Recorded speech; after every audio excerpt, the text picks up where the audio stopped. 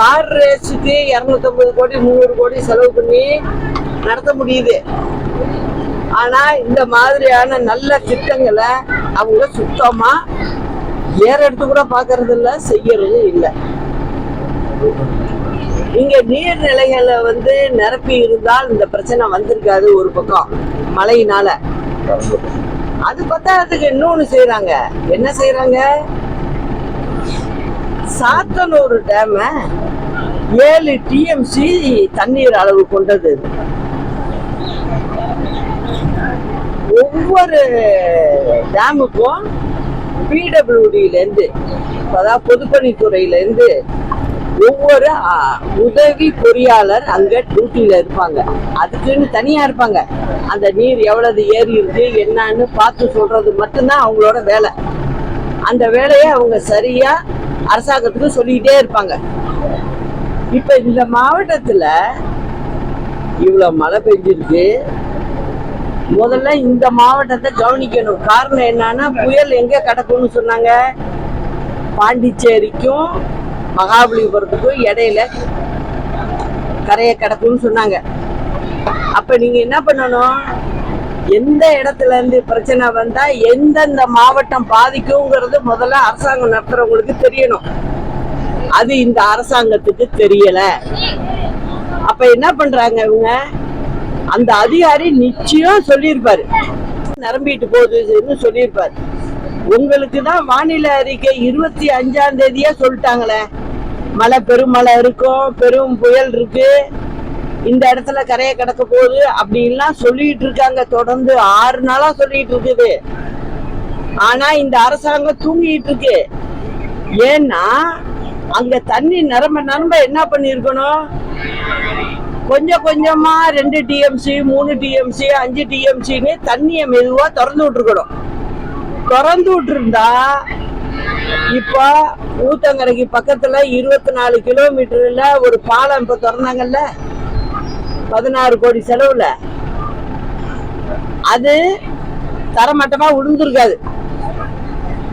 தண்ணியுடைய வீரியம் அதிகமானதுல எல்லாமே நடக்குது. எல்லாரு வீட்டையும் காலி பண்ணுது. ஏழைங்க வீட்டெல்லாம் இருக்கிற சட்டுப்பட்டு சாமான்லாம் தண்ணியோட போகுது. இதுக்கு இது நடந்ததுக்கு காரணமே இந்த திமுக அரசாங்கம் தான். நான் நல்லா அந்த பழிய சொல்லுவேன். காரணம், அங்க அதிகாரிகள் போட்டிருக்காங்க நெடுஞ்சாலைத்துறையில இருந்து. அவங்க சொல்லியிருப்பாங்க, அவங்க சொன்னதை நீங்க சரியா செஞ்சிருக்கணும், செயல்படுத்திருக்கணும். ஆனா நீங்க செயல்படுத்தல. அதனால என்ன ஆகுது? ராத்திரி நடு இரவுல தண்ணி 7 TMCயை தாண்டி மேல வந்துட்டு, மேல வந்தோன்னா என்ன பண்றீங்க? வீட்டுல ஜனங்கள்லாம் தூங்கிட்டு இருக்கு. தூங்கிட்டு இருக்கும் போது நீங்க தண்ணியை திறந்து விடுறீங்க. அப்ப என்ன? இந்த ஏழை மக்களோட உயிர் உங்களுக்கு பெருசா இல்லையா? என்ன காரணம்? நீங்க நைட்ல இரவு நேரத்துல நீங்க திறந்து விட்டதுனால எல்லாம் தண்ணி எல்லாம் அடிச்சுக்கிட்டு போகும்போது, ஒரு பக்கம் புதுசா கட்டி திறந்த பாலத்தை அடிச்சு தூக்குது. அப்படிங்கும் போது சின்ன குடிசை வீடுகள்லாம் எப்படி தாங்கும்? கொஞ்ச நாள் யோசிக்க வேண்டாமா? யோசிக்கிற அரசாங்கம் அம்மா அரசாங்கம் ஒண்ணுதான். நான் நல்லா அழுத்தம் திருத்தமா நான் சொல்லுவேன். இந்த தப்ப நீங்க எப்படி பண்ணீங்க? நீங்க இவ்வளவு மக்களை என்னன்னு நினைச்சீங்க? இப்ப நான் வரும்போது ஊத்தங்கரை பஸ் ஸ்டாண்டுக்கு பக்கத்துல ஏரிக்கரைங்கிற இடத்துல 23 டீ போர்டு வண்டிங்க நிறுத்தி இருக்காங்க. எல்லாம் அடிச்சுக்கிட்டு போயிட்டு தண்ணியில இடிஞ்சு கிடக்கு. இப்ப அதுக்கெல்லாம் நிவாரணம் இவங்க கொடுக்கணும். இந்த மாதிரி லட்சணத்துலதான் இந்த அரசாங்கம் இப்ப நடந்துகிட்டு இருக்கு.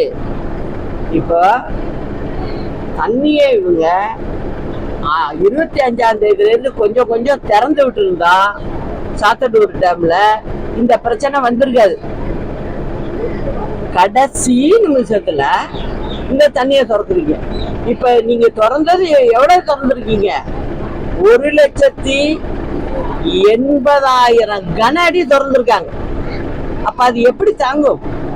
திமுக காரவங்க மாதிரி பொய் சொல்லிக்கிட்டு அந்த மாதிரி திரியிற ஆள் இல்லை. நாங்க மக்களை எப்போதும் பார்த்துதான் புரட்சி தலைவரும் ஆட்சி நடத்தினாரு, அம்மாவும் ஆட்சி நடத்தினாங்க. நானும் அவங்க கூட இருந்துட்டு தான் வந்திருக்கிறேன். மக்களை எப்படி பார்த்துக்கணும், நீங்க என்னென்ன தப்பு பண்ணியிருக்கீங்க எல்லாமே எனக்கு தெரியும். அதனால நிச்சயமா 26 இந்த மக்களுக்கெல்லாம் நல்ல நேரம் வருதுங்கிறதையும் நான் சொல்லிக்கிறேன். பாதகம் செய்பவரை கண்டால் நாம் பயங்கொள்ளலாகாது பாப்பா. மோதி மிதித்து விடு பாப்பா, அவர் முகத்தில் உமிழ்ந்து விடு பாப்பா. அண்மை செய்திகளை உடனுக்குடன் தெரிந்து கொள்ள இணைந்திருங்கள் இயம்நாடு தொலைக்காட்சியுடன்.